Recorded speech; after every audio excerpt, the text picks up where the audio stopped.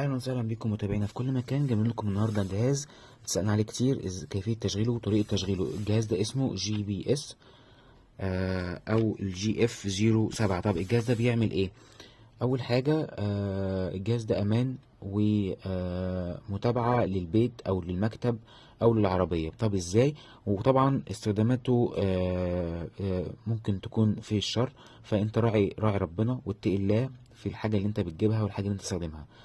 هيبقى مفيد ازاي؟ انت تحطه مثلا في مكتبك، لا قدر الله حد دخل مكتبك او في اي حركه حصلت غريبه، الجهاز ده الصغير ده بيقدر يتصل بيك في لحظتها، وانت طبعا بتفتح ترد عليه فتسمع ايه اللي بيحصل في المكان او المكان فيه ايه بالظبط، او تقدر توجه للمكان بتاعك.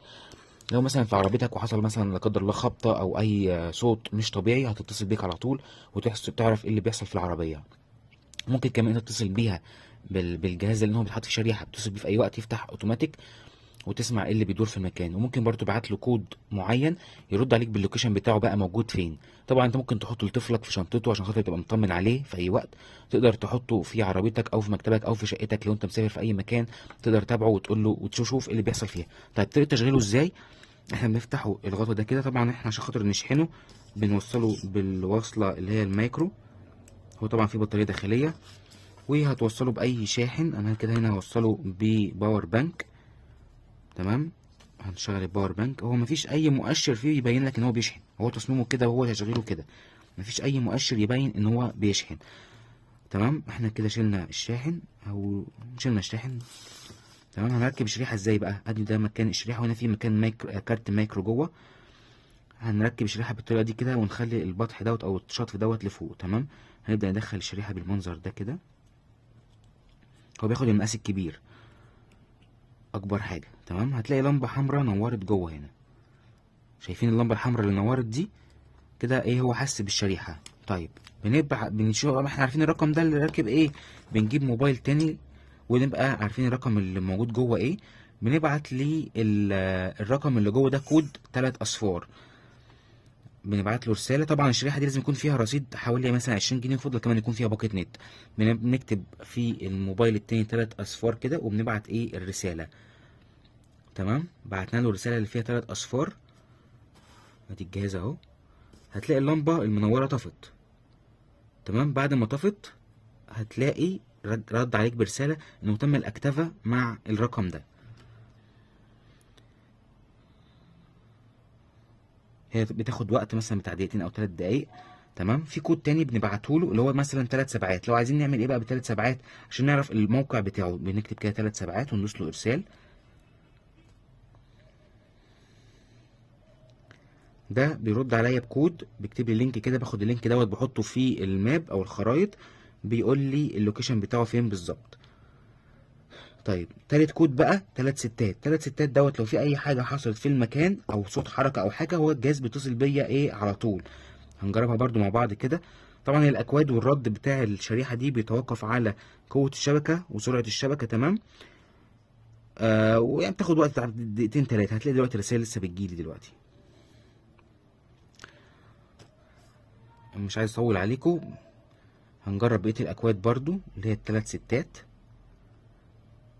3 ستات ايه بقى؟ لو حصل اي حركه في المكان هيتصل بيا. يعني دلوقتي هو سامع صوتي، هتلاقيه بعت اتصل بيا دلوقتي حالا. او مثلا لو حصل صوت خبط كده مثلا او اي صوت في المكان مش لازم يكون قريب منه، هتلاقي الشريحه راح اتصلت بيا انا ايه على طول. اتصلت بالرقم اللي بيبعت لها الرساله اللي هي ال3 ستات او ال3 اصفار اللي اتاكتف معاها. بص، اتصل بيا على طول اهو. تمام، انا طبعا مسميه امان المكتب، فهو ايه اتصل بيا.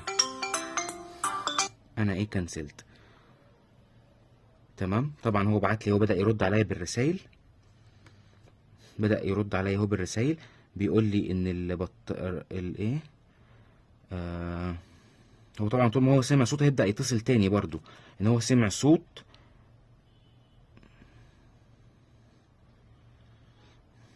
تمام، في كود كمان بقى ال3 خمسات دوت لو احنا عايزين نخليه يسجل صوت.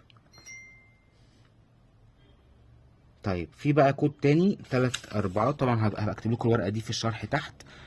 بيقول لك ايه بقى ال3 خمسات اللي بدأ تسجيل الصوت في الموجود في المكان. لو دخلنا 3 4 بنقفل التسجيل وبنحفظه على الكارت ميموري. تمام. بيقولك ما تشحنهاش بطريقة كبيرة، هي كفاية ساعتين. آه بيدعم جميع انواع الشرايح. طبعا بيرضى بيتصل بيا تاني.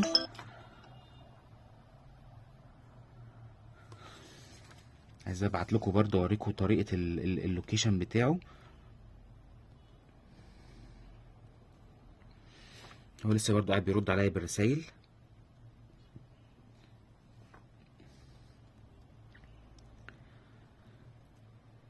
هي دي طريقة فكرته وطريقة عمله.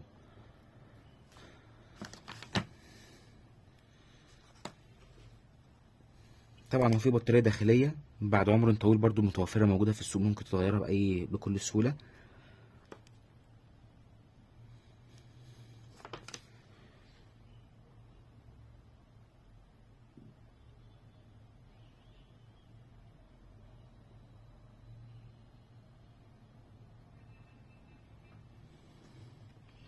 هي بس الاكواد بتطول شوية. انا كنت عايز اوريكم الكود اهي. جه ايه اللينك بتاع ظهر كده. ده اللينك اللي ظهر لي وبيقول ان هي موجودة في الجيزة. تمام. هقوم قايله تصفح كده، هيقوم جايب لي اللوكيشن بتاعها فين بالظبط.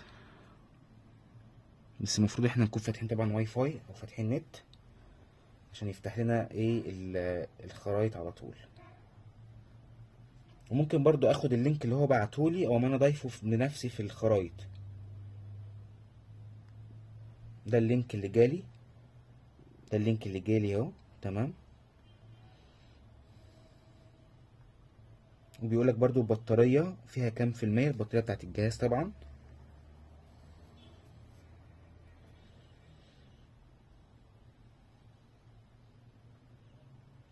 بيفضل يحمل كده وبيجيب لك الموقع بتاعه فين بالظبط.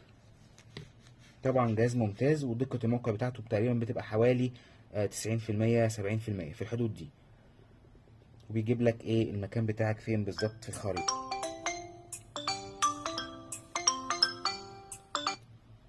طبعا كل ما هو يسمع حركة او يسمع صوت في المكان يقوم متصل بيا على طول. فهي دي كل المزايا بتاعته. اول ميزه ان هو بيبعت لك اللوكيشن بتاعه هو موجود فين دلوقتي. تاني ميزه بيبعت لك لو حصل صوت حركه او صوت اي حاجه في المكان.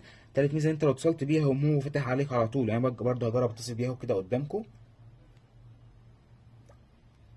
هيقوم رادد عليا على طول، فاتح عليا مكالمه. تمام. انا كده هو ما بتكلم الصوت طالع من هنا وجاي في التليفون كده. انا قفلت، فاول ما بتصل بيه هو بيرد عليا على طول بيقول لك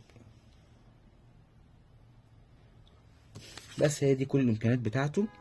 اول حاجه بنبعت 3 اصفار عشان ناكتف الخط دوت مع الخط اللي انا بتابع معاه. 3 سبعات لو عايز ابعت اللوكيشن، 3 ستات لو عايزه لو حصل اي حاجه او اي حركه في المكان يتصل بيا، 3 خمسات لا عشان خاطر اخليه يبدا تسجيل صوت على الشريحه اللي جواه او كارت الميموري اللي جواه، 3 اربعات لو عايز اقفل التسجيل واخليه يحتفظ بيه في الكارت الميموري.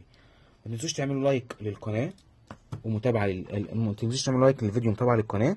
ورجاء اللي تستخدم اي حاجه في التكنولوجيا يعني تشوف هي حرام ولا حلال وتستخدمها في الخير ان شاء الله. شكرا.